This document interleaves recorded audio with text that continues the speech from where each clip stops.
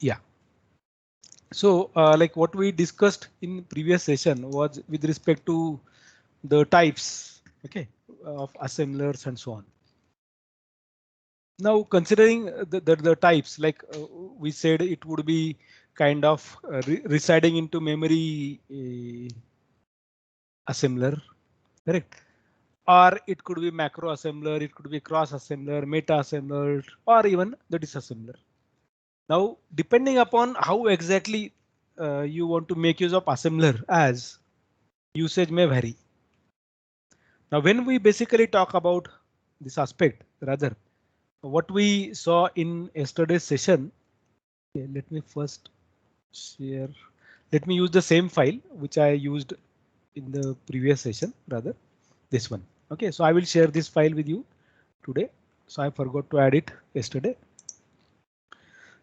Now, if I have to start reading this file as a translator, like if I want to build my own translator, I need to start reading the file which would be containing some form like this. I need to first find out what would be the kind of source line that I would be getting in front of me. So we defined it as a structure perspective. We said a file would be having four different components. One would be a label, correct? Like what we have pointed out here. Second would be a mnemonic or a operation, then operand. So this, though I'm saying operand one, operand two rather, so I will be talking basically in general an operand say, and towards last or end part of it for that structure of a source line containing a comment. Now, if you recall, I gave you already one assignment which was like, can you separate out the comments and can you separate out the respective code? Correct. You actually, most of you actually worked out it. Correct. Now, when we do talk about a code which would be given to us, we have to separate out the fields perspectively. Like for example, let me uh, show you this kind of stuff. Suppose we are having this kind of format or instruction with us, and it is given in a say file which is given to us as an input, and we have to process that file no matter what kind of program or programming language we will be using. OK, let me not worry about programming language now. It is anyway your choice. But now let me see like how exactly I'm going to verify whether it is a label or something else. So I will take a code.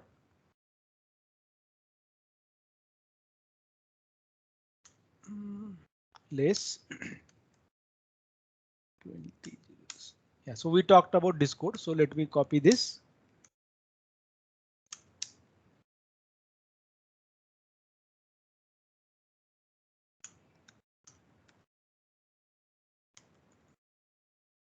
Mm -hmm. 030821. Yes. Max 0308. Now let us take this example. Fine. Now here we are saying main, and like everything possibly could be optional here. If you see, I haven't written anything over here, correct, in front of main. So my end of line character occurs here. So if whenever I press right arrow key, rather, it goes to next line. Correct. If I press down arrow key, then it comes to A. But when I press right arrow key, it goes here. That means it could find out end of line character over there. So if I go with my format, which we already talked about. So like if I am assuming that label is there, it may not contain instruction even. Right? So this instruction possibly could be an optional perspective for it, either of them. So even the blank lines should be used rather. So let us add a few blank lines over here. OK, let us not worry about what exactly the code contains. But let us try to see, like if we see how many number of lines, 1, 2, 3, 4, 5, 6, 7, 8, 9, 10, 11, 12, 13, 14, 15, 16, 17, 18, 19. Correct. So we can say here, or we can see here as well, there are 19 lines. Correct. So after that, suppose let us delete these lines. We are saving this. Let us go out. Now let us write, say for example, if I count WC word count, okay, let me count number of lines from here. So it tells me that there are 19 lines. Okay, if I compute number of characters or number of bytes, it would be telling me that there are 252 characters. Like we can assume say 252 bytes. So if I go over here and try to see size of this file, I can see that the number of characters added are 252. Correct. So byte number of bytes allocated for this file. Your source file contains 252 characters. Now whenever I go with assembly process with this, say for example my code, I'm using an assembler, standard assembler, fine. And when I press enter, and if I try to see LTR, let us take start.o. So this is our line. So you may see there are number of characters added are 608. Now you can recall, like what I did was I copied this 2007 here and copied all contents to the new file named 03821. So both of them are having content same. Suppose if I use this diff command, now what this diff does? It compares line by line. So let us use diff 27 ASM 03821 ASM. So it can see that there are some differences with respect to what was added here. Okay, this is one line from here and this is another line from here. So you can see number of like maybe the size, the what is mattering here, or what I see a difference as there are like the spaces added more in this case for a while. This is the kind of difference that it identified with respect to the file. Now, when I go, when I really check in terms of the object code generated, both of them are leading to the size with 608 bytes. So though the number of characters which are added there, okay, suppose let us take this ASM. You can see my earlier file was containing 256 bytes and this file is containing 252 bytes. Okay. Now, when we do talk about this difference, this was on the disk or what you may be shown like number of bytes or characters taken inside. But whenever I'm trying to read that file, how or what kind of format I'm going to get, I need to really verify. So when I said that, like if I write only an operand, okay, in that case, my instruction or mnemonic was supposed to be optional, but actually it is not. What exactly it does is, let us see that. What exactly it does is, so it starts that line from that particular start. So like for example, we add .o, correct? So let us generate 0308.o. So dash g dash fdwarf dash g dash fdwarf. So gdb a.out. Now see, like if I see line numbers, so main is at where? Line number 5, correct? One can see here from the source code, and my first instruction is at 9. So if I say breakpoint main, correct? See on what line number actually it added that breakpoint. Where exactly it added a breakpoint? Can somebody read it? Line 9. Correct. So actually where we gave the breakpoint? 5. Main. We actually gave it to label main. Correct. That means what? It never considered this part, rather. It actually assumed that though we don't have anything over here up till this, it assumed that this after this colon, this add instruction was added. And that's how it actually worked out the pattern. So though in such a case, like this case, I said, OK, suppose if I consider this to be optional, then this cannot be optional. This needs to be there always. It is mandatory. It is always mandatory. So mnemonic is always mandatory. Your optional things are your operands could be optional. Correct. Your operands could be optional. Your label can be optional, even your comment can be optional. So if I include this, I may not write every time the comment. This could be optional, but rest every time I should see as a part of assembly code an instruction or a mnemonic.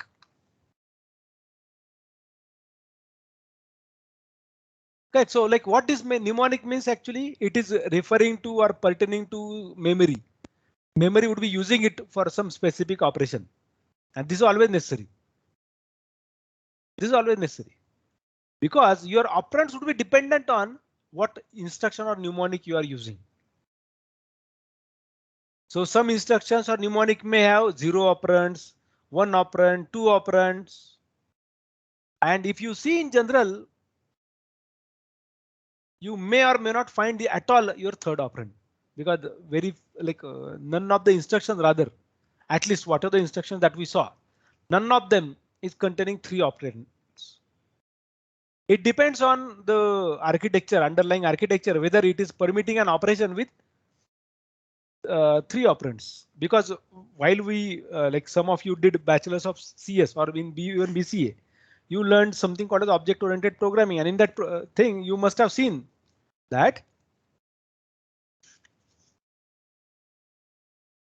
whenever you are talking about defining an operator, it could be a unary operator, it could be binary operator, or it may not take at all the operator. Operation is computed and returned.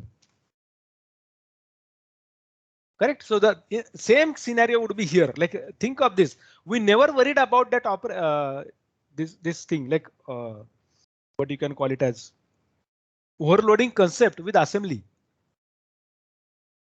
Right, but it could be. We don't know. It possibly could be. Like for example, if I open up the manual, let us see that for a while.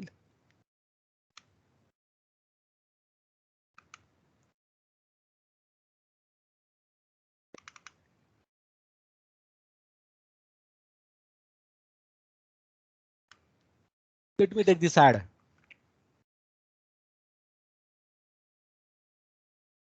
Correct. Now think of this, like if you see how many variants are there for this add as an operation. So many, like if you start counting, it would be nearly like more than 15. 1, 2, 3, 4, 5, 6, 7, 8, 9, 10. It is more than going more than 20. See, only one add instruction. Then we never talked about this like as an overloading aspect. It is overloading, correct? Depending upon the operands, operation would be worked out. So here we may have different number of different types of operands. I may not say right now in this case number of, but at least number is same, but rather the type of data that you are dealing with is varying. Similarly, if I go to say LM, let us take, I assume div would be there.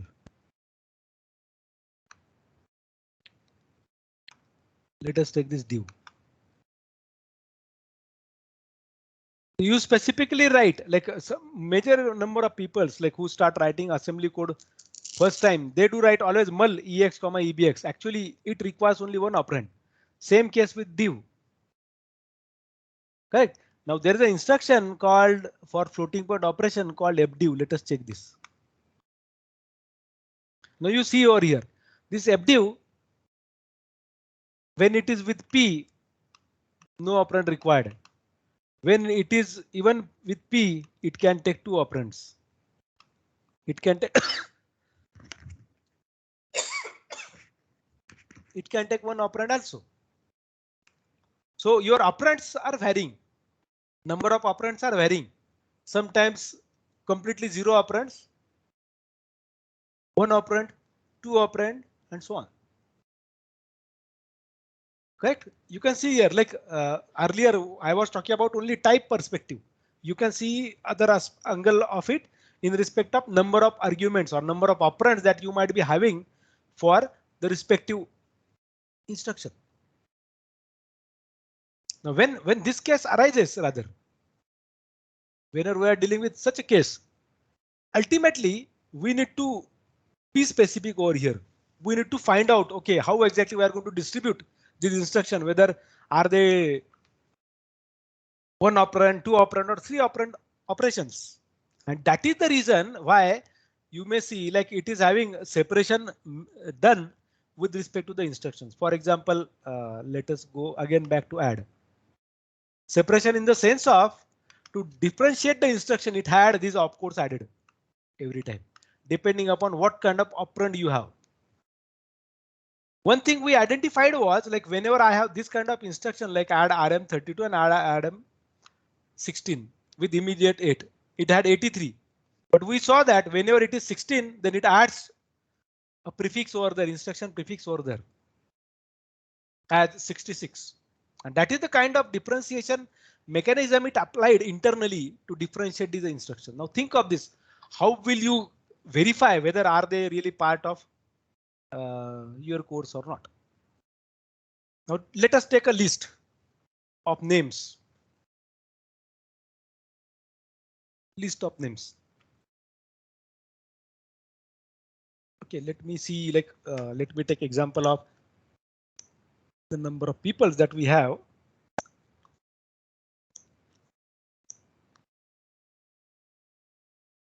So let me take example of a name, say for example, Akhil.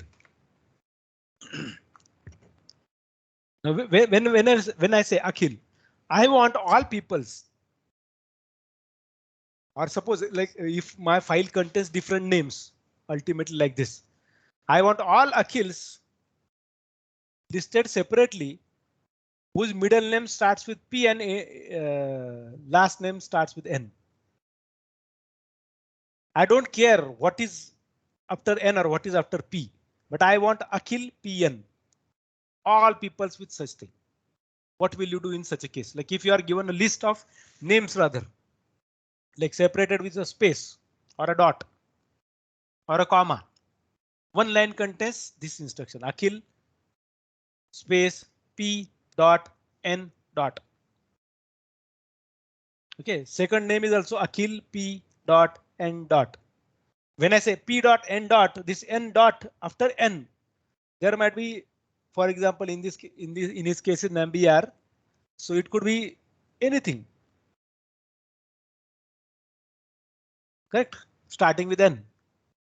Now, when we do consider this case, how will you differentiate between those all? Now, what if you get same? What if you get same? Now to support my statement, let me add a code. Okay, so I will be making change in this code itself.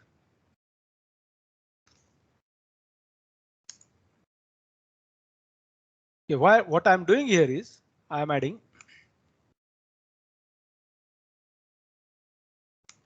So you only know, see this.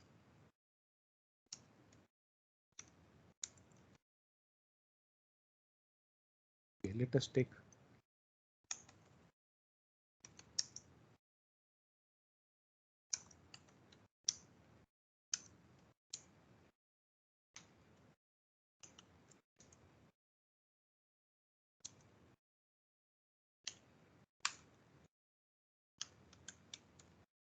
This is how you write macro. Okay, so let us see this and let me add here.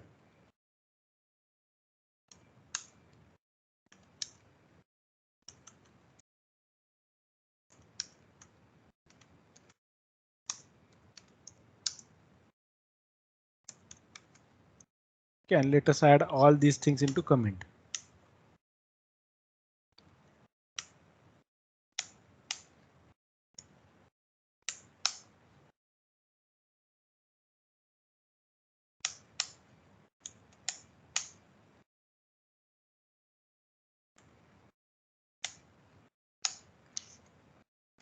Okay, so we have code like this.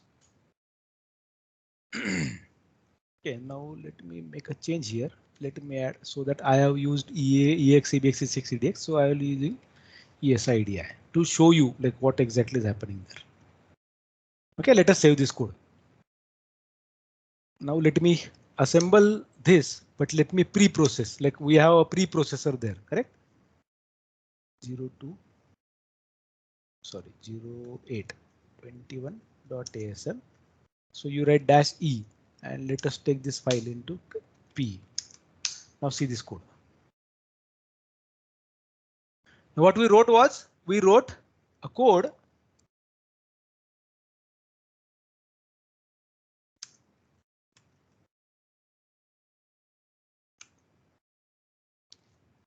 now see this code. So we had code like we wrote add ex, ebx, add ecx, edx. For us, what exactly we wrote? We wrote two instructions. But for this system, what happened was it took it like this. Correct. So let me make a change, one change here.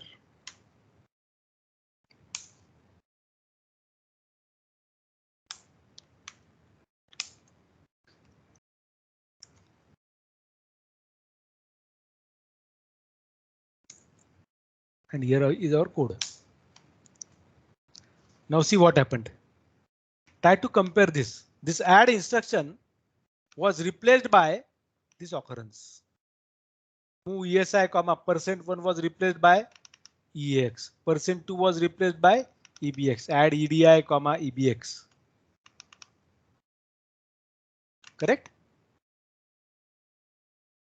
Correct? Same case, I wrote ECX, EDX. So it never worried in pre-processing whether this is instruction or name of a macro.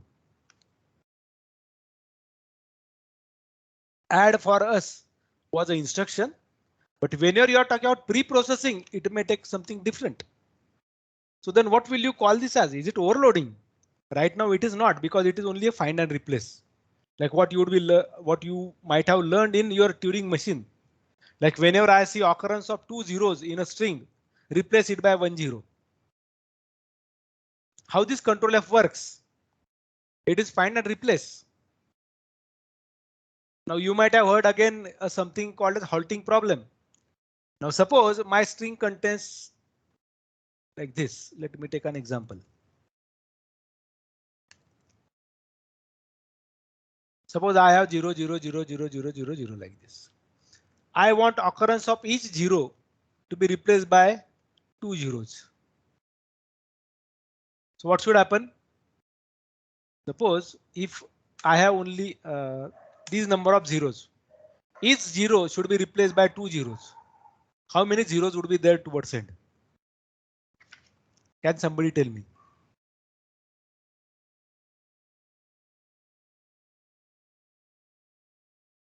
Yes.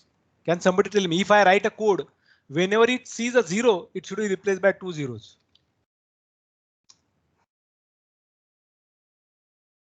Yes, please. How many zeros would be there towards end? Here, infinite, sir. Infinite. OK. So let us work out. Fine. So I'm sharing another screen with you.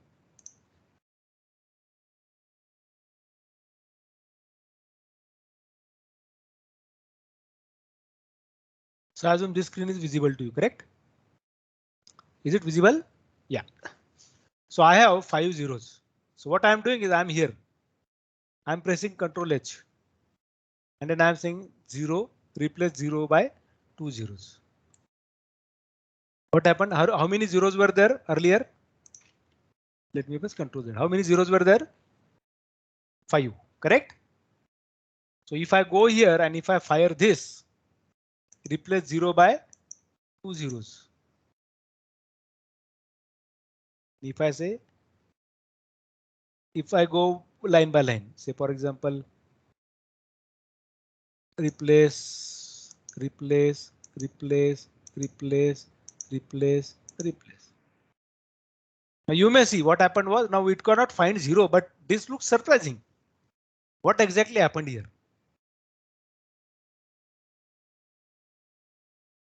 Correct? Now let me take another case.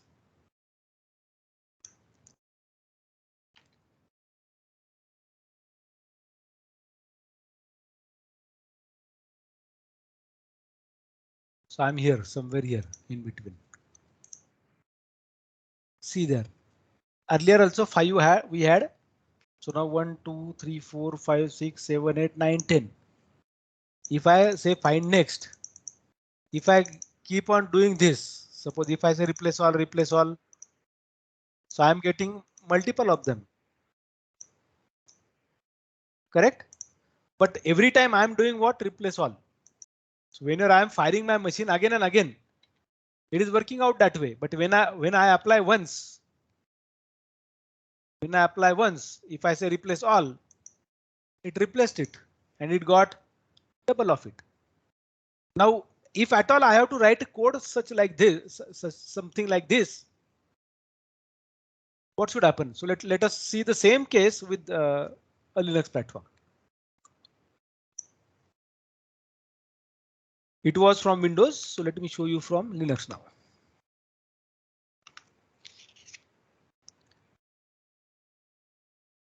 Yeah. So let me write Control H, replace 0 by 00, and here I am saying search backwards 2, and I am saying replace all. What happened? Is it getting doubled? Same manner. So if I say replace all again, it is repeating that, correct? So it is doubling to what we had previously. Before pressing this replace all again. So in both the cases, like when we do talk about Linux or when I talk about Windows, it is working out that way. So it is going to be find and replace, and that's what it is, what exactly it carried out here. That find and replace with respect to what one can see over here. It replaced add instruction, add occurrence of add by these two new. Then you may say why it is not making any change over here. It should have made that change over here as well.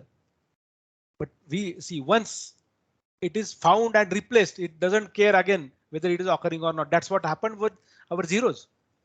Though your zeros came into picture, but that 0 would not be marked again because it was already covered up by replacement. So it marches that execution to the next occurrence of 0.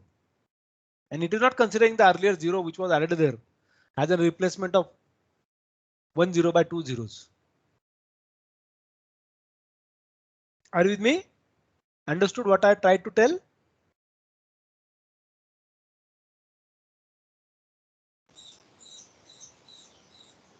Yes, sir. Okay. Now, so my target was not in the initial stage working out this find and replacement. But first thing would be what? Whatever the input file that I have, I need to verify whether like is it working according to my format or not. Now I need to store information about these two symbols specially. A symbol called colon, a symbol called comma, rather not 2 but 3, and it's a symbol called semicolon. These would be my special symbols included in my code. So like whenever you talk about programming language, you do talk about character set. Yes, A to Z, small, capital, along with that colon, comma, semicolon. What else we saw? We saw plus, correct? Which are the symbols we added or saw their symbol? So we can add plus, we can add star. We may not be able to add slash. One can try that. Okay, but we saw colon, we saw comma, okay, and semicolon. So it is confusing. So let me separate them with a space delimiter. So these would be my symbols: colon, semicolon, comma. Right. Let me restrict myself now with these symbols. Another symbols are A to Z and A to Z and 0 to 9, which could be part of the character set of my language, which rather is part of my language. What are the program that I'm going to write or consider, it would be containing this. Now, in the previous session, we talked about something like how exactly would be naming the operand. So we need to understand now or implement now rules of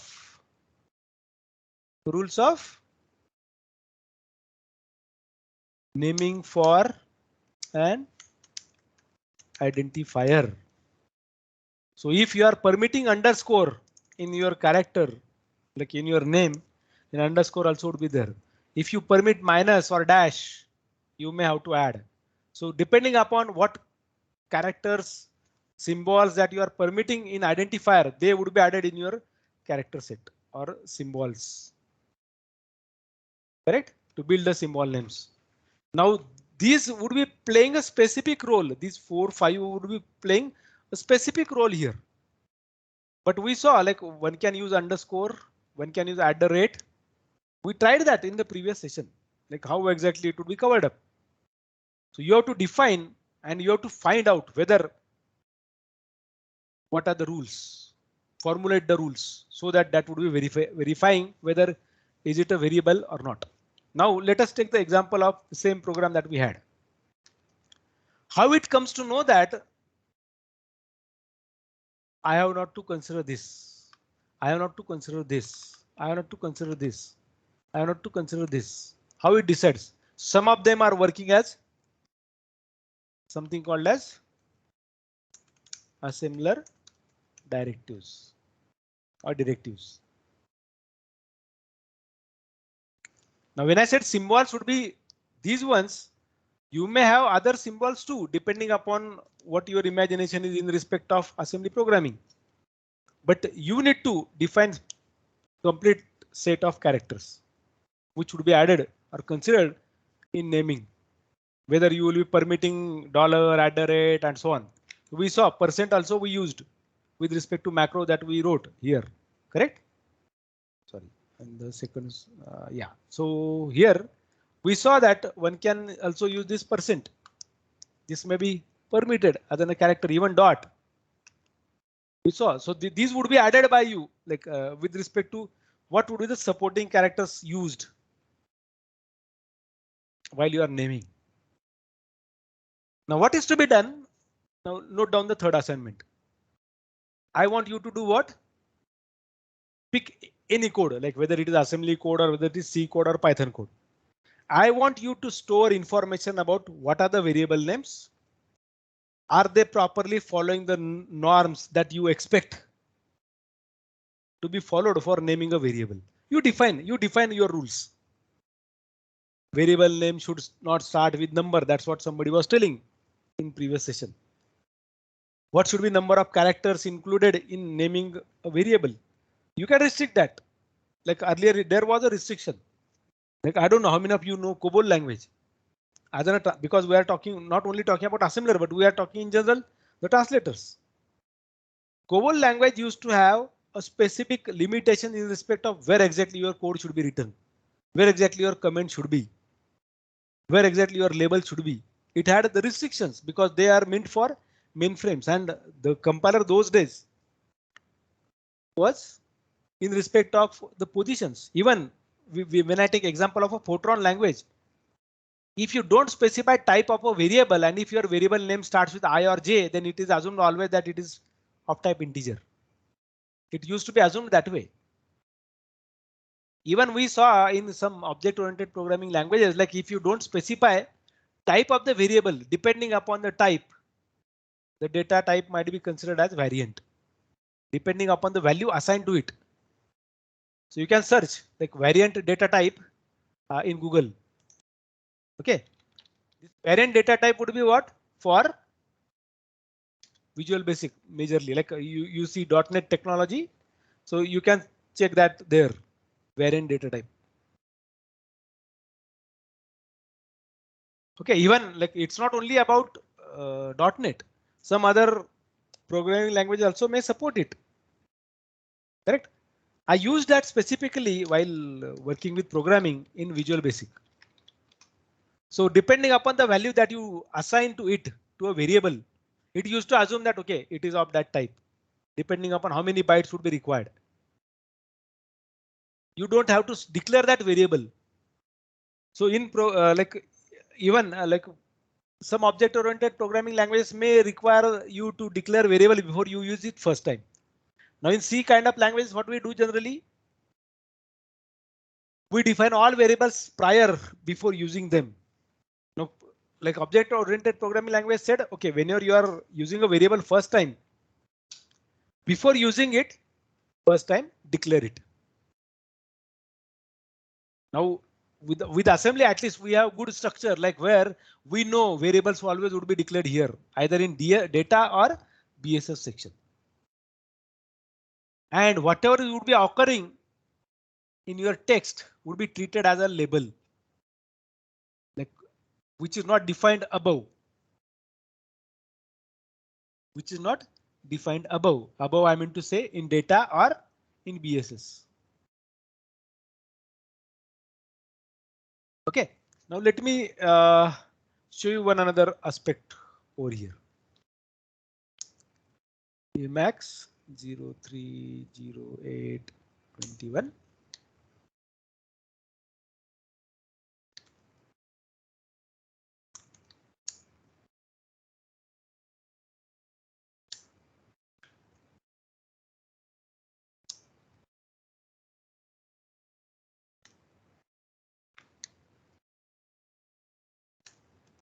Now see, I'm specifically defining a variable. Okay, new var with same name. And here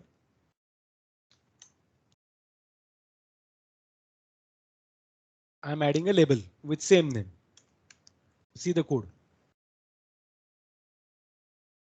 I have declared a variable in BSS. I have declared a variable in data section. I have declared a label in text section. And each of them is having now same name at 3 places. So let us try to assemble this.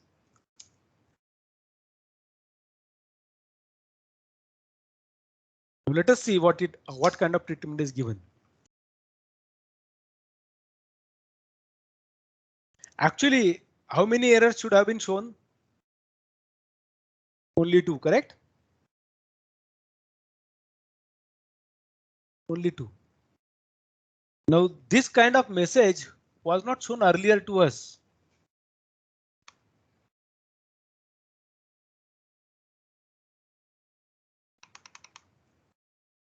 This kind of statement we never saw earlier used. Then what exactly is happening over there? What kind of treatment is given in respect of it? Is it with respect to the label? So let us see the code. Lace 030821. We added that new var with that add. So whether that error is because of pre-processing or what? So like for example, if I again still put a semicolon.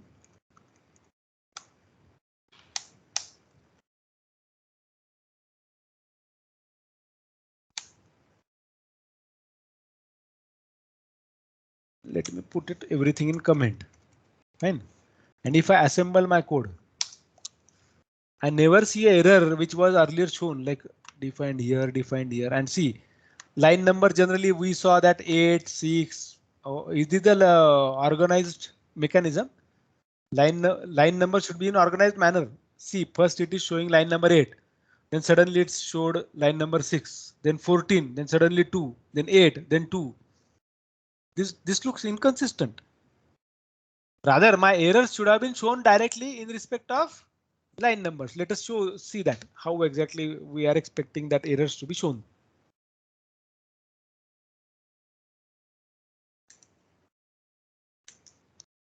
I removed comma. Now see the line numbers. Are they consistent enough? First 12, then 14.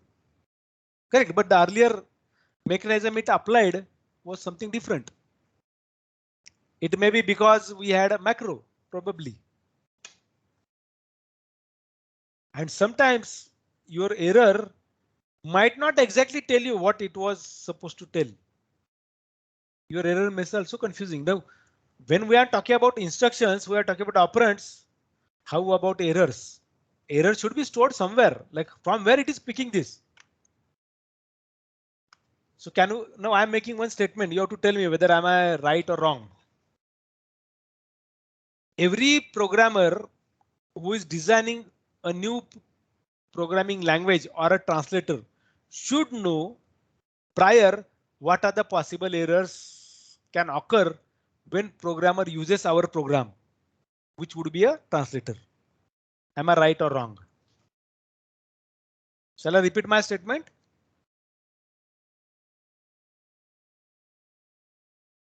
Let me repeat it. What I'm saying is, if I'm planning to design my own translator or a programming language, I first need to find out what possible errors my programmers can make while they are going to use my translator. Am I right or wrong? Right, sir. Right. Then how many errors have you identified? Like I gave you assignment earlier, like try to find out different 20 errors. Now what do you think? How many errors possibly could be there?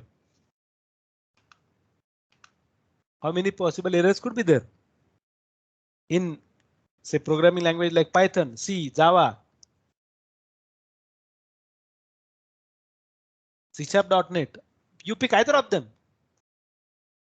We need to know them. Like how exactly then we can conclude by saying like what are the possible errors that are to be shown when we are designing our own assembler. We need to know those errors. So some errors possibly could be operand missing, right? Type mismatch. We saw few of them earlier. So they should be collected at some place. Like are we going to display this? Like you see, it is always applying printf. So is it a defined one like hash error?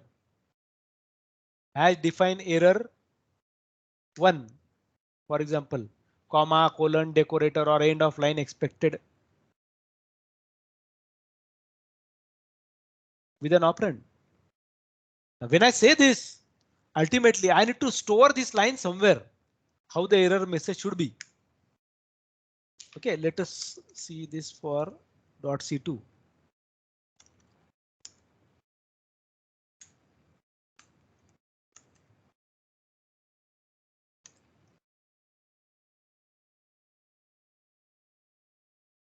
Okay, let us say okay, let us not take, let us take different one. 28.06.21.01.c.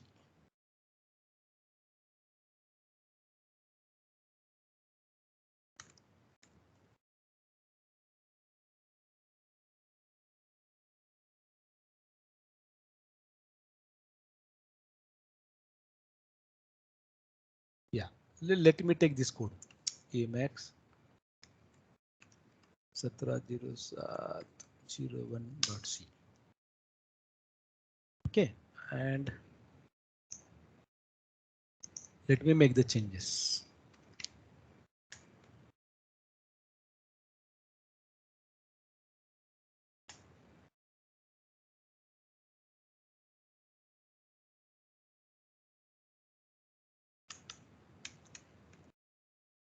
Okay, I made specifically 2 errors in this code.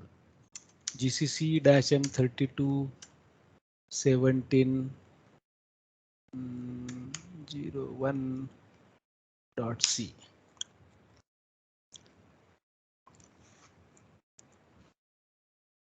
Expected semicolon before fork. Okay, good. Warning, implicit declaration of function. Do you mean exit? See, we need to predict what problems or issues our programmer can create. So if it is exit, then I assume you must have thought of writing exit. Now if I go back and make change in the code as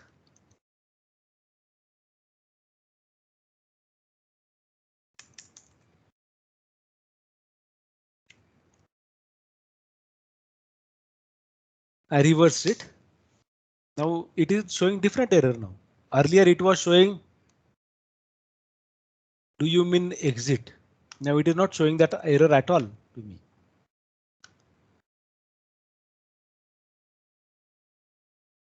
Can you see this? So my message suddenly changed when I changed the pattern. That means what? Somewhere these translators are also taking care of the pattern used in respect of defining the names. Okay, let us make again another change.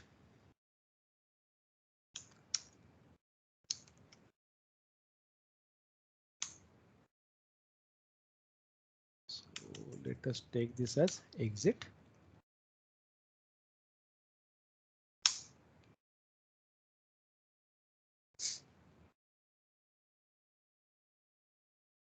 Line number 4. Okay. And okay, sorry, I missed that error. I haven't corrected it. Let us correct this error so that we should see only one. Now see, yeah. Called object exit is not a function or a function pointer. And then it is giving you like note declared here at line number 8, integer exit, and you are using it here. Now see how much care is taken by your translator to show you the messages. So it is providing you a hint even. This was a kind of hint added.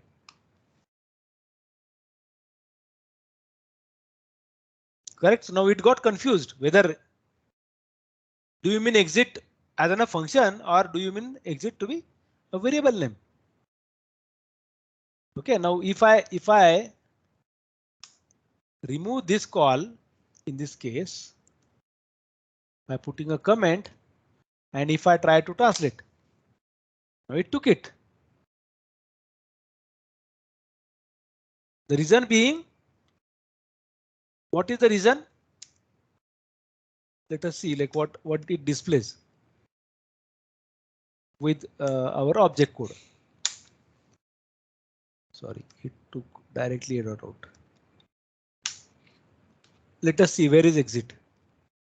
Exit would not be shown here because it is a local variable added there. We have taken it as a local variable, correct? So local variable would not be shown here. So if I make it as global, let us make this as global. Then probably like what I missed over there earlier would be shown. But now see. Now we are not using any exit function. Yeah, we tried defining a variable, but it sees whenever you are talking about a global, this exit is known to the library that it is going to be a used mechanism or used identifier later, which is kind of function name, and it says previous declaration of exit was here because it was from global library. This was a global library and it contains this exit definition. So do you want to override this? So it seems there is an error. You cannot override this. You cannot override this definition. This exit is meant for a specific purpose. You cannot write it as a global variable, but when we wrote it as a local, it accepted because local things are,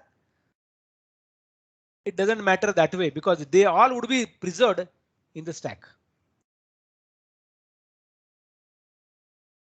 And now you may say like why we are talking about this at all completely. The target behind adding that was in respect of how you exactly your identifier naming criteria would be survived. How exactly you are going to define those rules and how exactly you are going to execute those rules with respect to verifying whether it is a proper identifier or not. Now you take sample data of different names.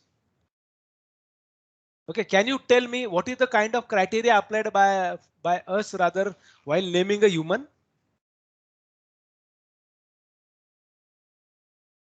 Is there any specific criteria applied? Now see, when we see like there are names available, we started giving generic names. Then we started searching historical representations. Then when historical representations are done, then we tried searching for synonyms.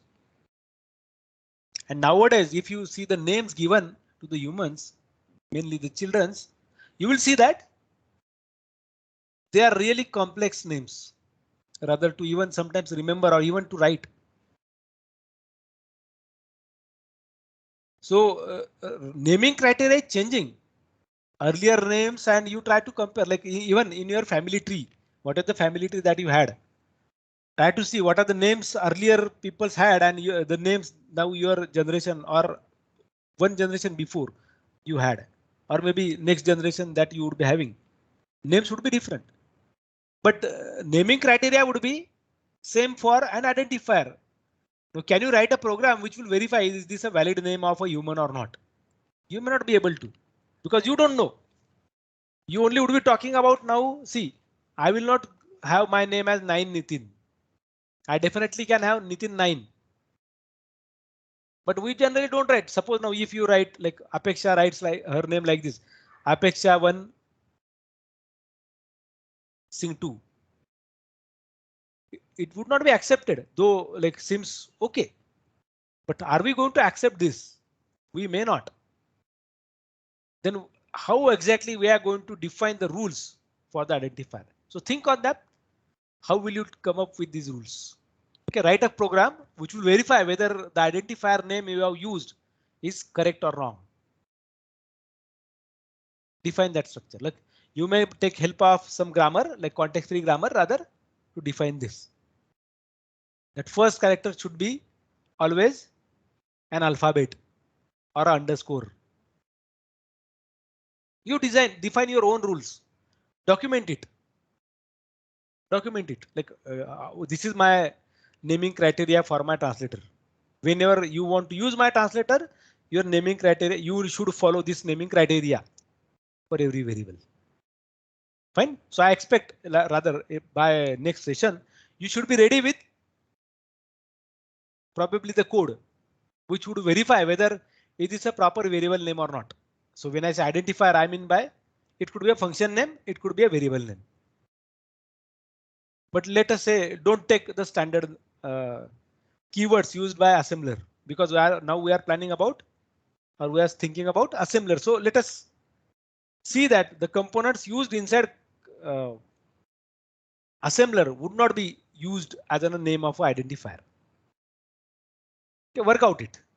And like I expect you to write that code by tomorrow.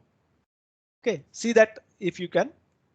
Then like if you are done, let me know. Next like in next session, I will give permission to share the screen for few few users from your group rather who can tell me like whether